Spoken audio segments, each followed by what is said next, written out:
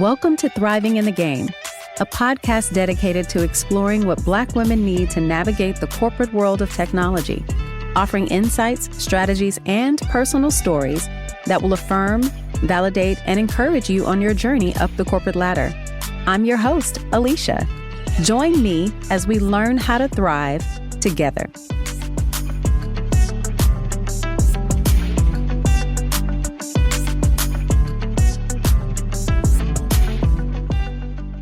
When I think back to the beginning of my career, I had a plan. I knew that when I graduated from university, I needed to be employed with somebody's benefits. I was interviewing for jobs left and right in marketing and technology, and if that didn't work out, I had already been accepted into flight attendant training. Ultimately, I graduated with a signed offer, but then, I don't know, somewhere along my career journey, I started to become much more reactive versus proactive in my career planning. We have a responsibility to define what we want for our careers. Approaching them with a strategic mindset can help work through and potentially avoid becoming stagnant, not growing, not learning, not changing, and essentially stuck in a career by happenstance and not by design. So, how do you avoid feeling stagnant in your career and making moves with clarity? That's what guest Rasheedah Hasan and I will explore in today's conversation. With over 15 years in driving process and technology delivery for large, complex initiatives, Rasheedah is currently a VP Chief of Staff for a Chief Human Resources Office in the media and entertainment industry. I can't wait for you to hear her story as she walks us through how she has maneuvered her career through maximizing her craft, knowing her value, and making intentional, empowered moves.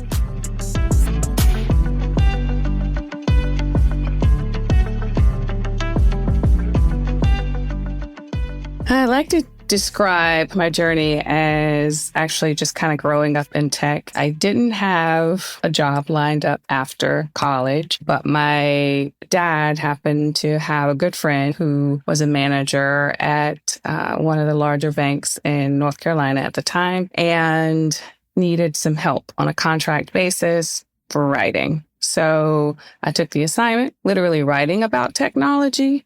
As it happened, a couple of the people, it was a team of 3, which included me, had to go on unexpected leave, which left me having to learn how to do their jobs on an interim basis. I did that. The head of the department noticed what I had done and then asked me if I wanted to be trained in technology. So that's when I literally became formally trained in technology, and the role started out doing more of testing. And I tend to tell people, if you can test, then it's likely that you would end up being either a great developer or a business analyst. And so the path that I ended up taking was more of the business analyst and trainer role. And so that was my entrance really into technology. That's awesome. Yeah, I started my career as a business analyst and then eventually, probably similar to your journey, shifting into project management. And you're right. So from the business analyst role, that put me in front of executives on a regular basis to kind of understand the needs, et cetera, for the systems workflow applications. And it took me onto the path of having to write, say, instructional manuals and then training. So at that particular time, if you were a business analyst, then you were writing requirements, you were also testing, you were writing training manuals.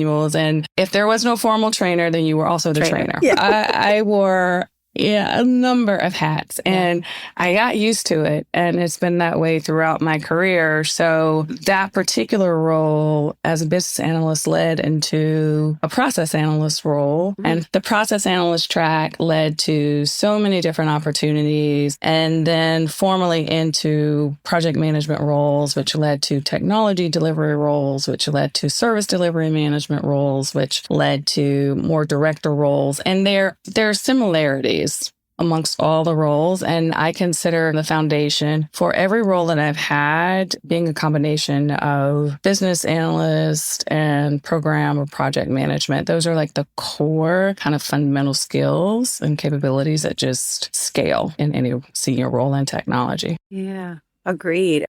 If we reflect on early career Black women who may be starting to feel stagnant or even stuck in either their role or their career, have you ever experienced those feelings? And then what are some of the high level ways that you worked through it? That's a really good question. So there are a couple of things.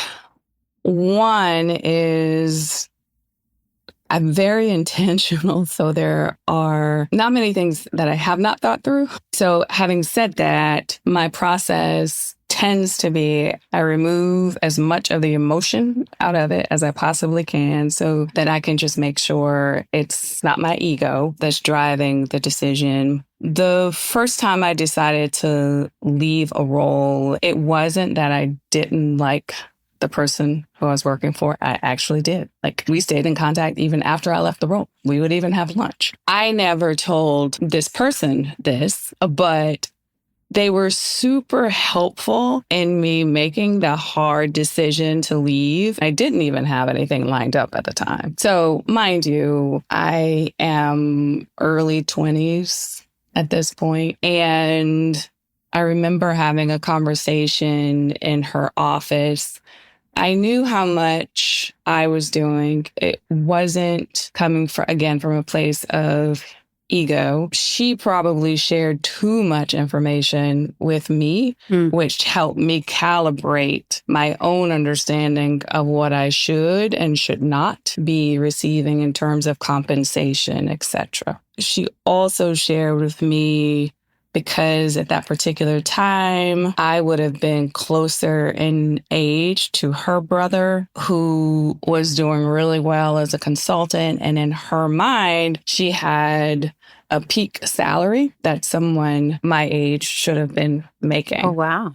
And a certain level at which someone my age should also likely be. I literally do not mind and never have minded putting in the hard work. I like the work. Right. It's what I do. But I do believe that it's important that you recognize people's hard work. And sometimes the path that may have seemed really slow for you, it might not have been the way that you should have been treated yourself, right? But you think that that's the norm. And so that's kind of the pattern that you might unintentionally set for others. So it becomes like a bias. So again, early 20s, I did not have a job lined up. Like, okay, I'm going to roll the dice because I knew what I was doing. Like, from a functional and a technical standpoint, I knew my job, my craft, like I'd learned it. And I firmly believe that if you are going to make a decision to take a break or sabbatical, whatever, however you decide to declare it, and you want to enter into the workforce again, then first and foremost, you have to make sure that you are as good as you say you are. Because it's easier to find a job if you have a job, right? So I put in my notice and I left. And I want to say, maybe within a couple of weeks, her colleague reached out to me because her colleague and I were working on a volunteer effort. At that particular time, the CTO or whomever of that particular division, so their boss's boss, liked my work.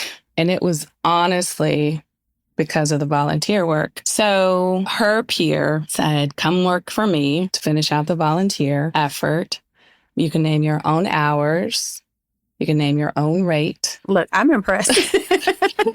You got me with the name your rate. And that was one of the most valuable lessons. And I felt so fortunate and blessed and validated. I carried that story with me and shared it when I talked to college students because it was for me, and it's the advice that I would give to someone else who's young. Learn whatever it is that you're supposed to on your job, backwards and forwards, to the point you could do it with your eyes closed, and not just do it with your eyes closed, but you could nail it, because that just builds your confidence so that you're in a position to actually train others and train others to do something really well. And then opportunities actually will come your way because someone is paying attention, even if it's not your immediate supervisor. Other people are always watching, and other people who really tune into talent, they recognize talent and they'll snap you up.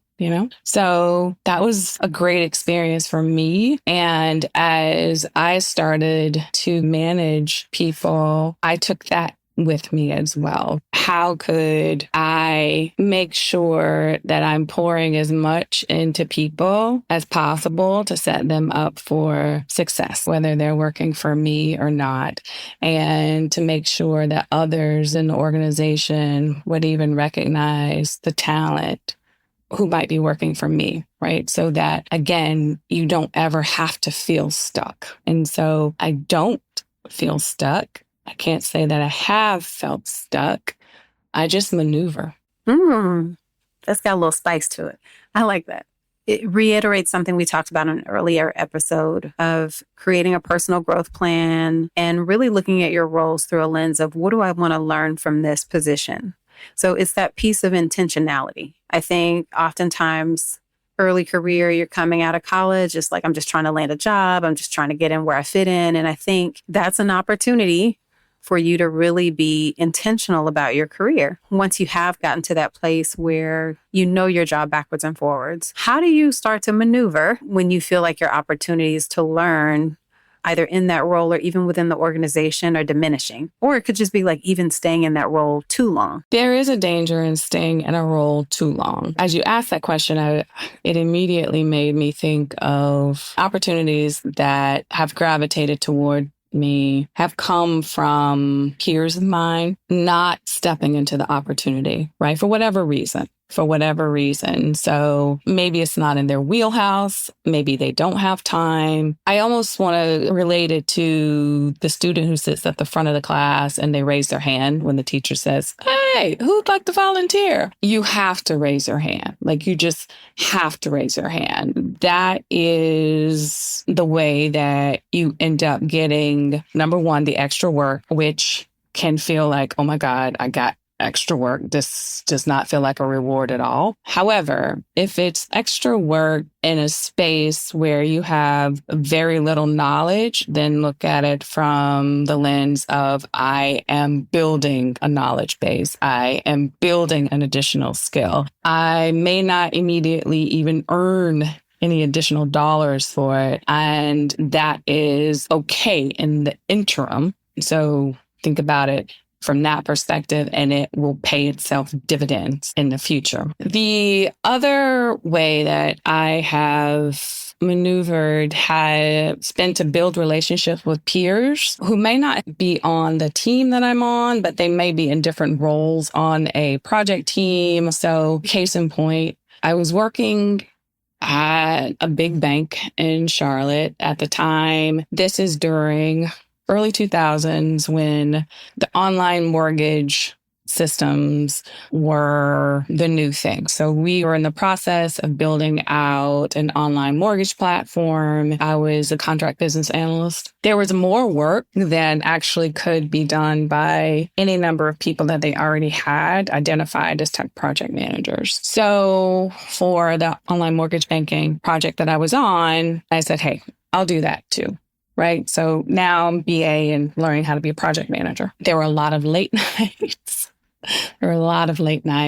But my work ended up being profiled as the top work for tech project management. And it also ended up being used as an example for standards for capability maturity model. So that kind of set the bar. And so the classification of roles that I was able to take on became diversified. So yes, I ended up having 2 roles interimly, but it led to a completely different path for me. And we've talked about that before because you don't want to necessarily end up where you are consistently doing the work of multiple roles to the point that you start to burn out. But as you mentioned, it does require an investment. And even as I think about setting realistic expectations for promotion, because I do think there's something to the attitude of being compensated well for your time. But when you're asking for those dollars, what I'm hearing you say is you know your job well, you know it backwards and forwards. You're intentionally upskilling and gaining more knowledge. You're volunteering and investing,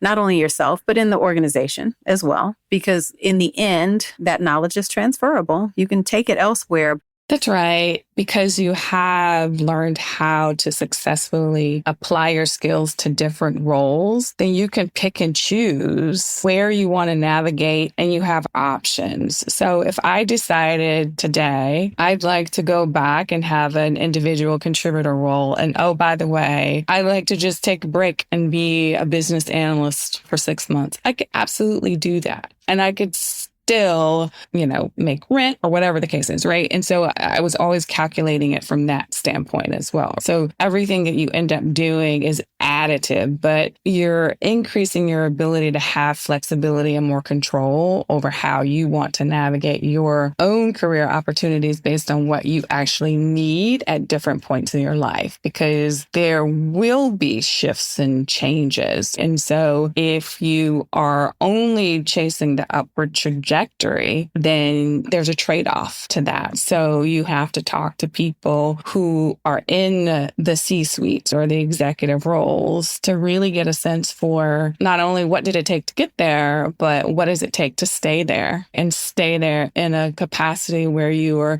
consistently competitive. But every organization where I've been an executive, the trade-offs come in some version or combination of your time, right? Like your personal time. When I listened to you talk about stepping in as a TPM, and again, it was interim, but it created an opportunity for you. How do you navigate when you have people who are backfilling a leader, they're stepping in, they're actually performing in the role? It's been 6-8 months and they've been proving it and doing it well, only to be told when they finally hire someone for that role, they choose someone else and they say you're not quite ready. This isn't going to be a satisfying answer. Okay. But it's so nuanced, right? Yeah. Because there is a difference between someone who may have been able to get something successfully over the line. It was their first time doing it and they pulled it out. But there is a difference between someone who's done that one time and maybe your portfolio demands someone who has the ability and the experience to actually do that repeatedly. It's never as black and white as it may appear to be. I think the thing that a person has to do is ask themselves, knowing that this has been the decision, would I say that I now enjoy what I had the opportunity to do more than my current role or what my current responsibilities are? If the answer is yes, then the next decision becomes, are there other opportunities within the organization, even if it's not within my department, to do more of what I just had a taste to do? If the answer is yes, then you network to find out who might be willing to take a chance and take a bite. If you're not able to find someone who's willing to take a chance on you, then the next question becomes, how important is it to you that you are able to actively pursue what you want to do? And then you start networking outside of the company. How do you balance the disappointment while strategizing your next move? As the person who may feel slighted, it is trying to take a step back as much as possible and say, I may have gotten it over the line. How much assistance did I need from the person with whom I report to or from other stakeholders? Like, did I jump into it and I was just able to sprint? Like, I got it. Like, this was so easy for me. I could have done this Monday through Friday. Or was it really like, I'm going to do this and it's going to get done. Barely. Barely. You have to be honest about how much assistance and time was required of others to help you do your best in getting it over the finish line. And it is absolutely the responsibility of a people manager to invest, right, in their people. But you also have to take a step back and think about how much bandwidth does my manager have? Because yes, I could do this, but if it's going to require significantly more time of whomever I'm reporting to, is that fair to ask of them, depending on how they need to balance their team, their load, because they also have other demands as well. I think looking at a situation from the various angles and the various viewpoints, again, will help to remove kind of the ego out of it and a person to come to the most balanced, least disappointed, least angry outcome. But I'm a firm believer that you should feel all the emotions that you need to feel and then move on. Like, just feel them all with someone who you really trust, just vent, etc. And then say, okay, all right, buckle up, buttercup. So we talked a little bit about learning and upskilling. We've also talked about that preparation for promotion. I also reflect on the environment. Like, you have to navigate ups and downs. McKinsey & Company has a 2020 report, The State of Black Women in Corporate America. And as I've been researching, they talk about Black women receive less support from their managers, typically compared to white women. And they're less likely to have managers showcase their work or advocate for new opportunities or give them opportunities to manage people and projects. But I love how you highlighted your responsibility as a people leader. You've tried to give that opportunity and have those conversations with people that will prepare them well and make them visible. So in thinking about your journey and even that early manager as a process analyst, what do you recommend you do to continue pursuing growth while also coping with the lack of support from your manager? Because how do you kind of work through that? Yeah. That's a heavy one, isn't it? That's a heavy one.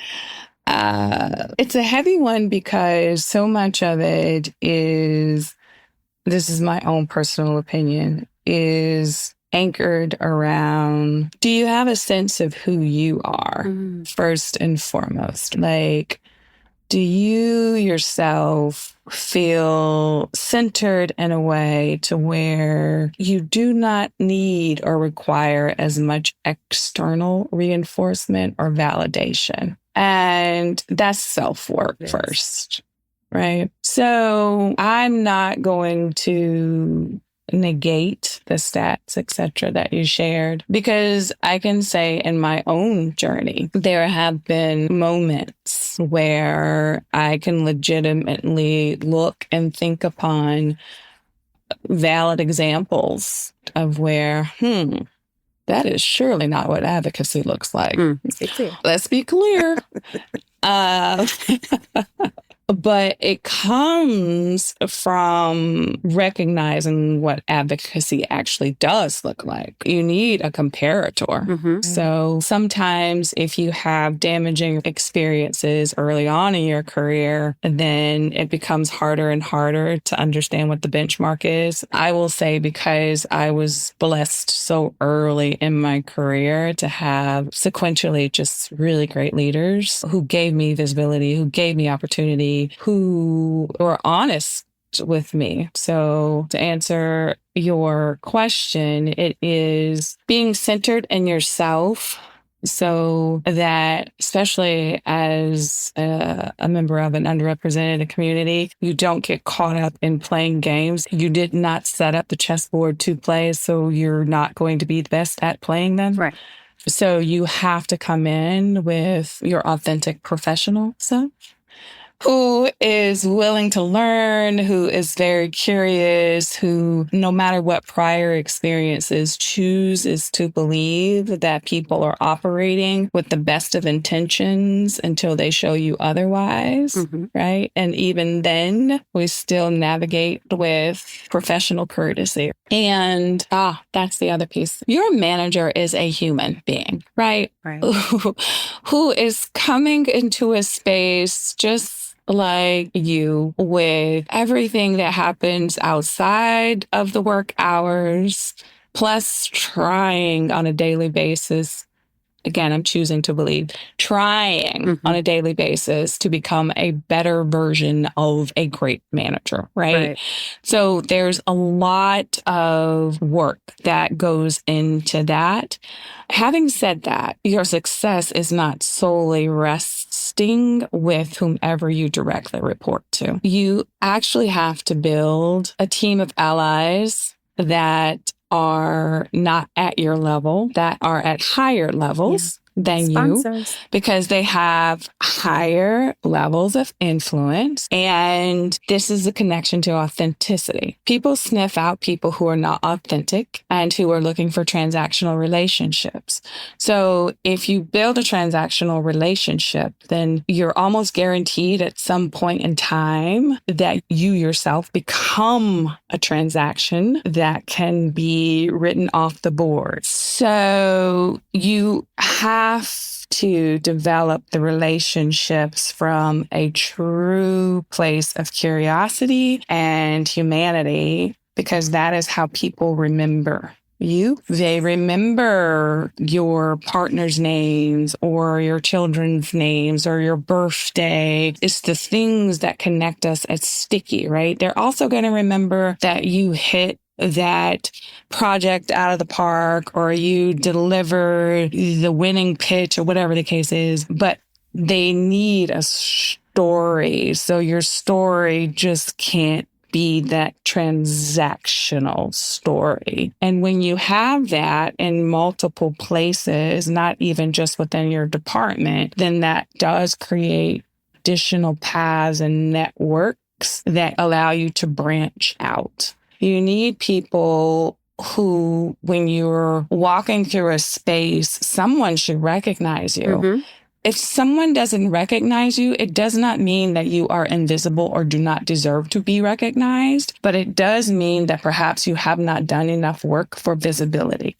So sometimes you really have everything working for you, right? You're in a good environment. You have a lot of support from management. You are seen as a high performer. You've had opportunities to demonstrate your abilities. But as we know, things in business are cyclical.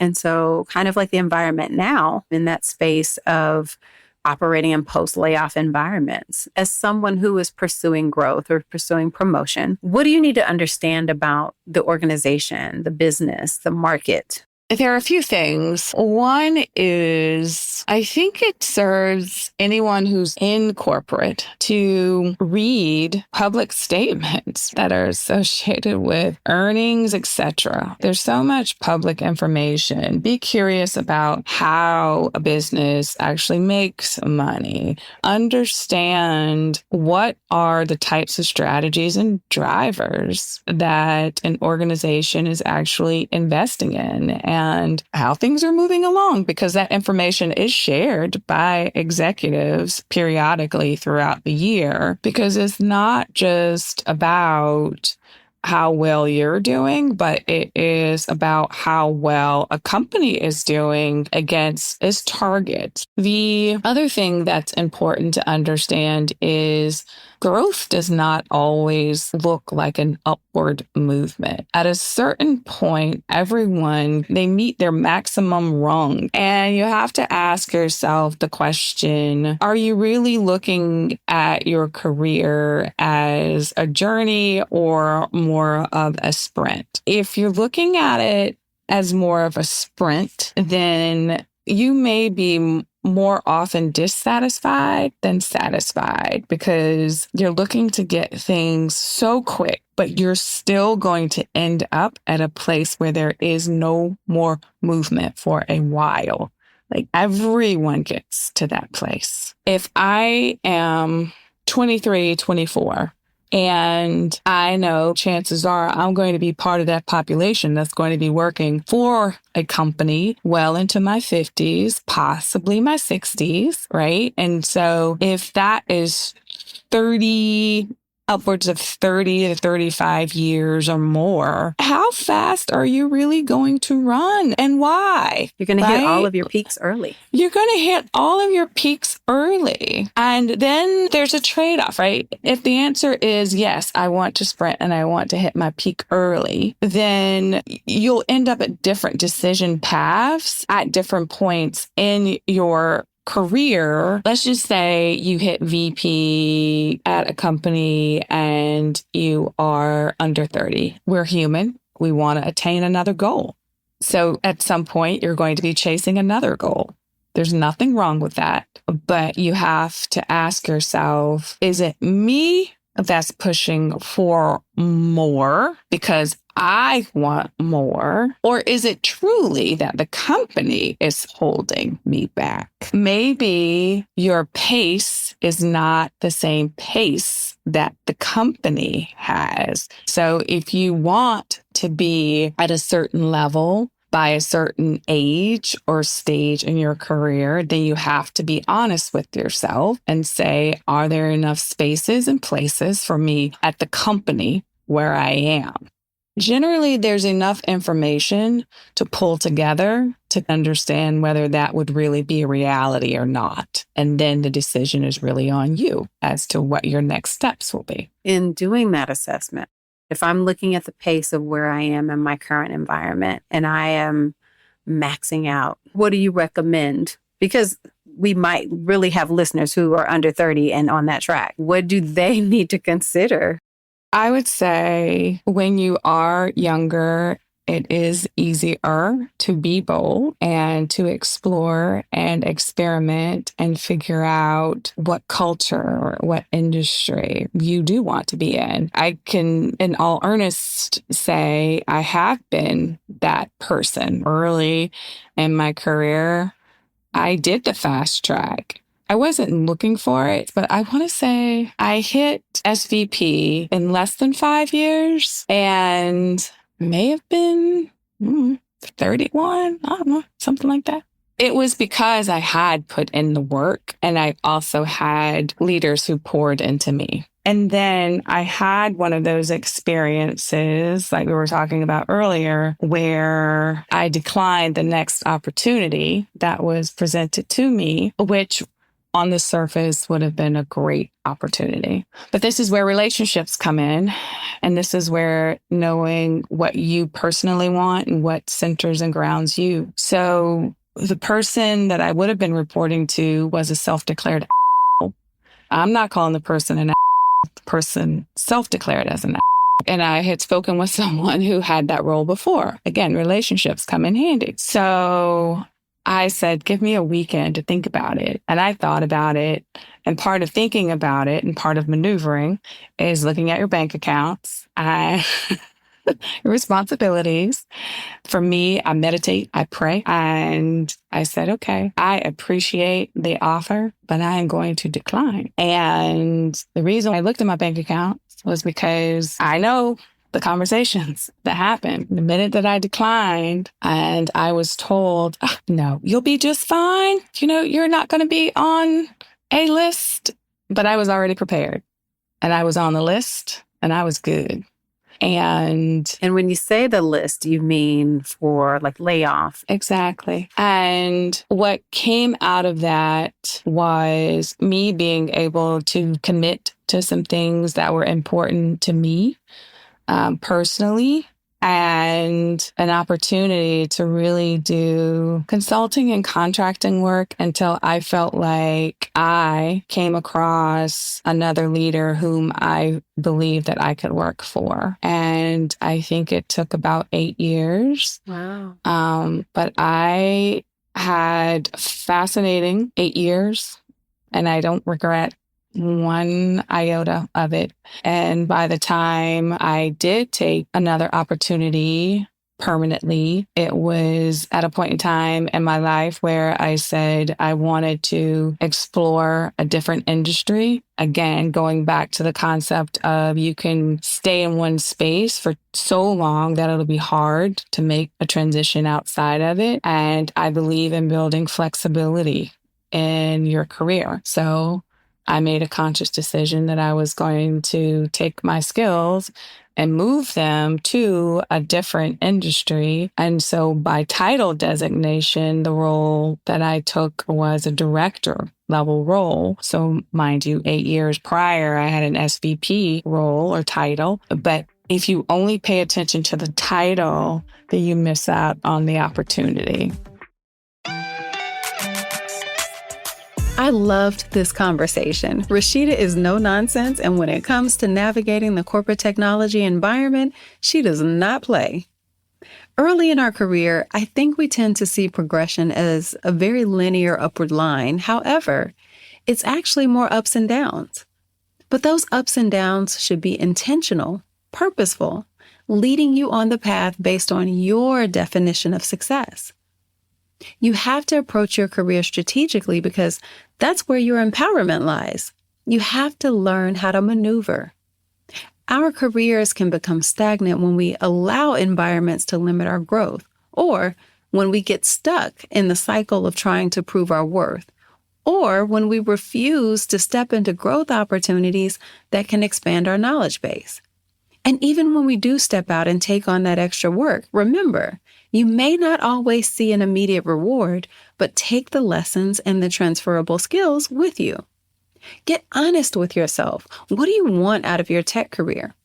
You get to decide if you want it to be a journey or a sprint. Regardless, the work falls on you to define the plan and to make the moves. Concentrate on finding a mentor and building your organization and industry networks. Ask the people in the roles and titles you want about their journey. Don't be transactional, but build some genuine connections that you can learn from. As we wrapped up our conversation, I asked Rasheedah if she had any additional advice or recommendations for early career or transitioning career Black women who want to avoid or overcome stagnation in their careers. Find a mentor. Find a mentor who will be unabashedly honest with you, who will not hold back in terms of letting you know the things that sometimes people who do not come from your background are uncomfortable sharing with you. So as you shared, sometimes it's harder for people to provide feedback or advice or whatever, even if they happen to manage you, because perhaps they're nervous. But you have to have someone in your circle who you can consider a safe space to say, this is what I am trying to understand, or I'm trying to achieve, or I'm working to achieve, and I need some help. Sometimes when you're early in your career, you may not know that you need help because you believe that you have a really great relationship with your peers. Your peers might sing your praises, but your peers do not do your evaluations. Your peers are not the ones who sit around and discuss who's going to be promoted. Your peers are not assessing you for the same capabilities that leaders are looking for in terms of who's ready for the next this, that, or the other. So find someone who is a leader, who is trustworthy, who will be honest and candid with what you need to work on and why. The other thing that I will add to that is try not to be too hard on yourself. There's a lot of additional pressure that you can add by comparing where you are to where someone else is and not really focusing on running your own race. Like, you are literally competing against yourself. Like, people come in an organization, they leave an organization. It's your work. It's your work, how you show up at the end of the day. And yeah, give yourself a little grace, you know? Rasheedah, I knew we would walk away with so many gems and nuggets from this conversation. I am so appreciative of you taking time to not only share your journey, but share your wisdom. So thank you again for being here. You are welcome. It was my pleasure. I really hope you enjoyed this episode. Take some time to reflect on what you heard here. Be sure to follow us on IG and subscribe to our newsletter on Substack. Find us at Thriving in the Game on both. If you have a comment or recommendation, DM or email me. You can find my email in the show notes. I'd love to hear from you as we build community around thriving in the game. Until next time, take care.